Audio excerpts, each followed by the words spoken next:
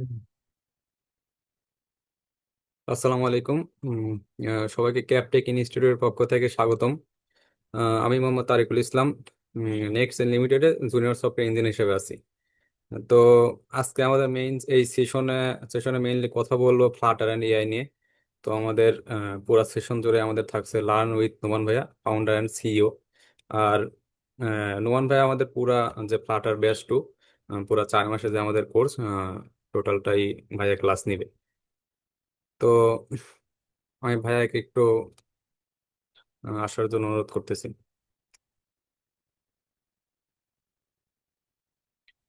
আসসালামু আলাইকুম। আসসালামু আলাইকুম।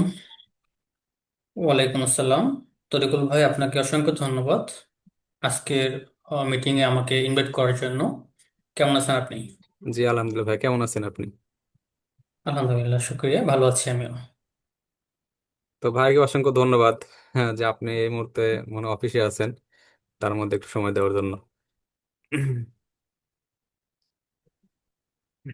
তো ভাইয়া, দেরি না করে তাহলে একটু কিছু কোশ্চেন আছে, যেটার অ্যান্সার একটু দিলে ভালো হয়। তো আমরা তাহলে সেখানে চলে যাই। হ্যাঁ, sure।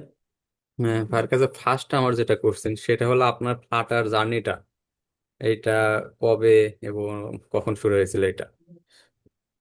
আচ্ছা, আমি তো নর্মালি 2017 থেকে টুকটাক কোডিং করতাম। তখন মূলত আমি কাজ করতাম নেটিভ অ্যান্ড্রয়েড ডেভেলপমেন্ট, জাভাতে। ওকে। আচ্ছা আচ্ছা। জাভাতে আমি ফার্স্ট অফ অল প্রায় 2 বছর কাজ করেছি।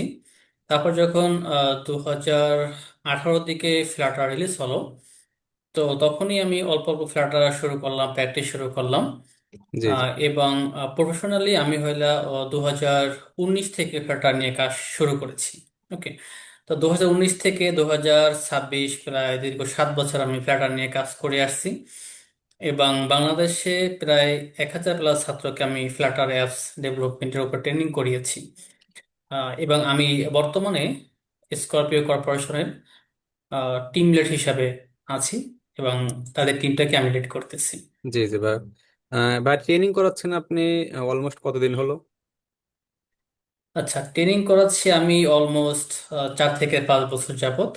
জি জি। আমার লার্ন উইথ আমার যে প্রতিষ্ঠানটি সেটা গঠন করেছিলাম আমি 2020-এর দিকে। তো তখন আচ্ছা থেকে আচ্ছা। আমি ফ্লাটার ট্রেনিং করাচ্ছি আর কি। জি জি ভাই। তাহলে তো আপনার হিউজ অনেক এক্সপিরিয়েন্স আছে এটা নিয়ে, ট্রেনিং করানো নিয়ে।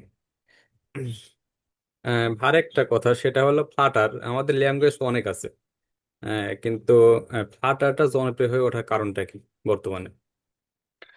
আচ্ছা, তো ফ্লাটারকে আমি ল্যাঙ্গুয়েজ বলবো না, এটা এটা তো ফ্রেমওয়ার্ক বলবো। ফ্রেমওয়ার্ক, জি এটা ফ্রেমওয়ার্ক হ্যাঁ। মেইনলি। ওকে। তো নর্মালি হইলো যে আমাদের প্রত্যেকটা ল্যাঙ্গুয়েজের কিছু ফ্রেমওয়ার্ক থাকে। তো আমি পাইথনের কথা বলি। পাইথনের অনেকগুলো ফ্রেমওয়ার্ক আছে। পাইথনের জ্যাঙ্গো আছে, পাইথনের ফাস্ট এপি আছে, ফ্লাস্ক আছে। তো তেমন ডার্টেরও হইলো একটা জনপ্রিয় ফ্রেমওয়ার্ক হইলো ফ্রেমওয়ার্ক। Flutter framework. তো এইটা আসলে জনপ্রিয় হওয়ার মূল কারণ হলো প্রথমত এটা গুগলের তৈরি একটা ফ্রেমওয়ার্ক। আর জি জি। যেহেতু অ্যান্ড্রয়েডের গুগলের, তো অবশ্যই এখানে একটা গুগলের ভালো সাপোর্ট আছে, যার কারণে এটা অবশ্যই জনপ্রিয় হবে, এটা আমরা আশাবাদী ছিলাম এবং সেটাই হয়েছে। আর সেকেন্ড অফ অল হইলো যে ফ্লাটার আগে আপনার রিয়েক্ট নেটিভ যেটা জনপ্রিয় ছিল, যেটা ফেসবুকের তৈরি। তো যখন ফ্লাটার আসলো, তখন হলো রিয়েক্ট নেটিভের কিছু প্রবলেম ছিল যেগুলো ফ্লাটার সলভ করছিল। ওকে। তেমন রিয়েক্ট নেটিভের হইলো আপনার কিছুটা ওয়েব ভিউ টাইপের অ্যাপগুলা ফিলিংস হয়ে, যখন আমরা ইউজার ইউজ করতো অ্যাপগুলোকে, তখন কিছুটা ওয়েব ভিউ টাইপের একটা ফিল ওখানে চলে আসতো। ওকে। বাট সেইটাকে হইলো আপনার ফ্লাটার অনেকটাই সলভ করে ফেলছে। তো দেখবেন যে ফ্লাটার যখন অ্যাপগুলো আমরা ইউজ করি তখন একদম নেটিভের মতো একটা ফিল পাওয়া যায়। জি ওকে। জি।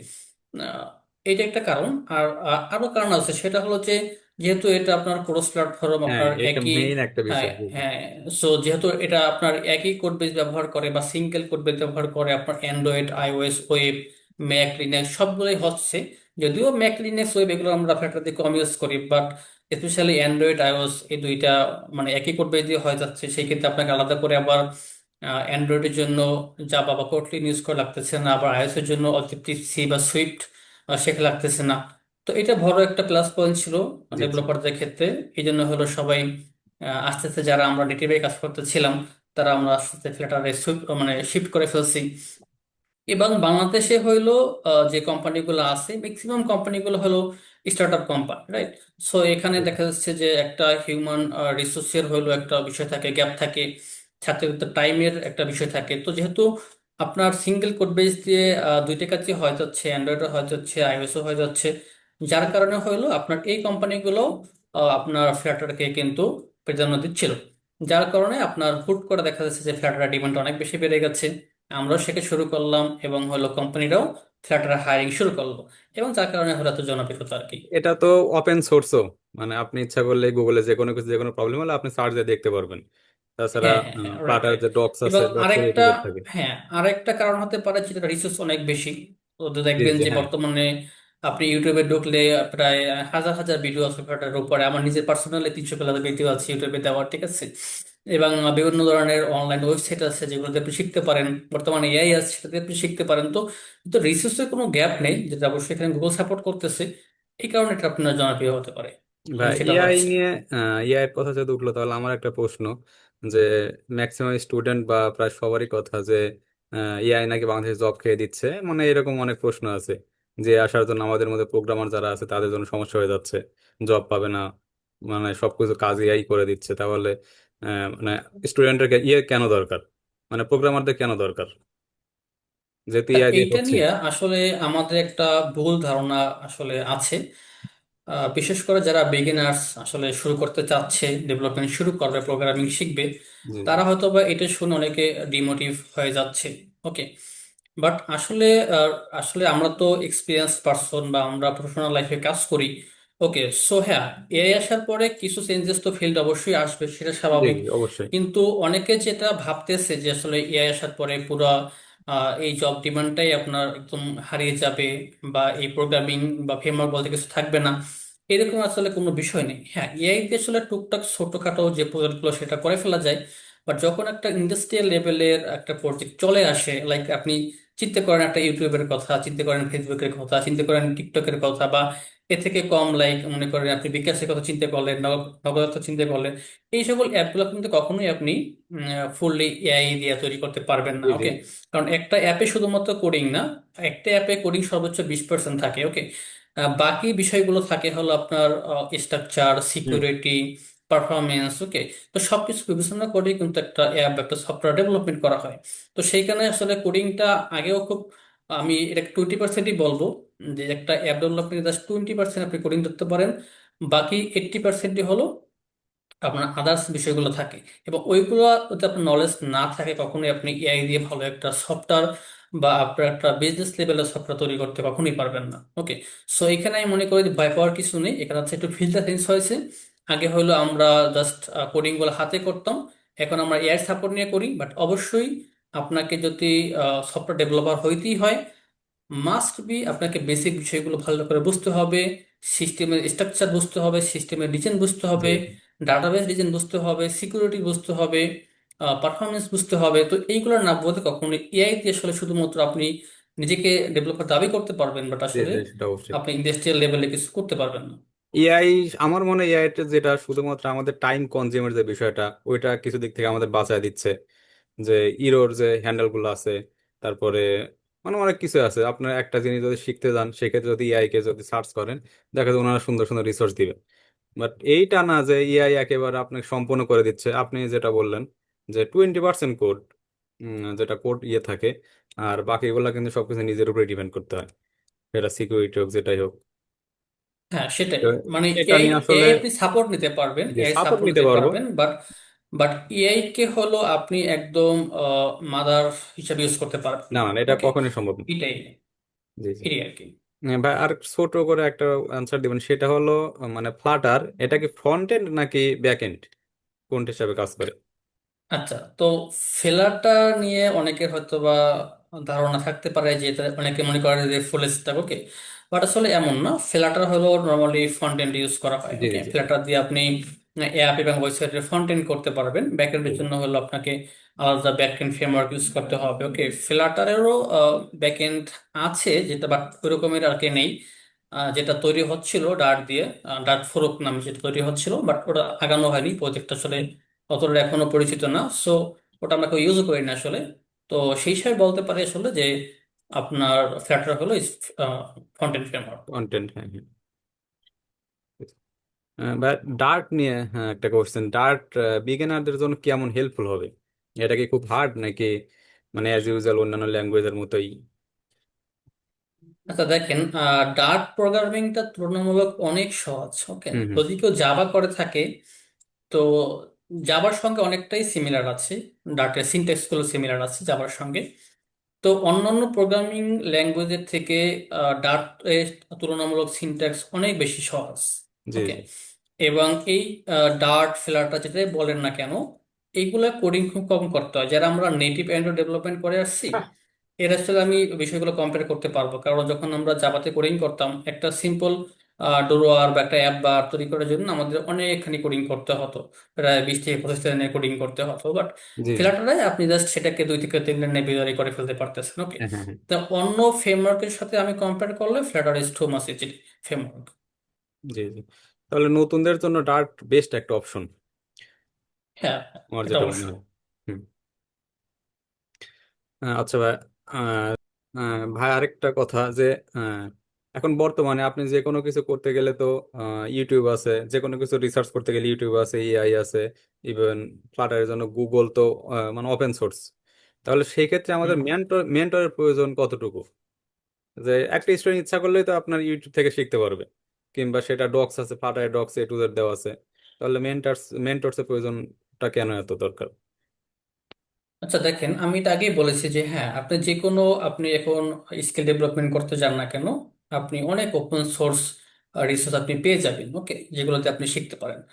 বাট অনেকেই আছে যারা বিগিনার্স, জি তারা কি হয় আপনার যে আহ, একটা কোর্স শিখলো বাট স্কিল ডেভেলপমেন্ট করবে, কোনটার পর আসলে কোনটা শেখা উচিত, বা আসলে একটা বিষয় শিখলো সেটাকে আসলে রিয়েল লাইফে কিভাবে এক্সিকিউশন করবে, এটা প্র্যাকটিক্যাল কাজ করবে, সেই বিষয়গুলো কিন্তু আপনাকে ইউটিউব, গুগল কেউ শিখাবে না। ওকে, তো এই জন্য একজন মেন্টর প্রয়োজন, যে আপনি কিভাবে ধাপে ধাপে কোন পার্টের পরে কোন পার্টটা শিখবেন, বা একটা বিষয় আপনি শিখলেন সেই বিষয়টা আপনি কিভাবে আসলে এক্সাম্পল দিয়ে ইমপ্লিমেন্ট করবেন, বা সেই বিষয়টাতে কিভাবে একটা প্রজেক্ট আপনি তৈরি করতে পারেন, অথবা একটা প্রজেক্ট আপনি করতে গেলেন তখন জি আপনি জি। একটা প্রবলেম ফেস করলেন, সেটা কিভাবে বা কিভাবে আপনি সলিউশন করতে পারেন, বা কোন ওয়েতে গেলে আপনি প্রপারভাবে সেটাকে সলভ আউট করতে পারবেন। তো এই প্রত্যেকটা বিষয় কিন্তু চাইলে আপনি ইউটিউব থেকে শিখতে পারবেন না, যদিও পারেন এটা তো সেটা খুব অবশ্যই। Long process.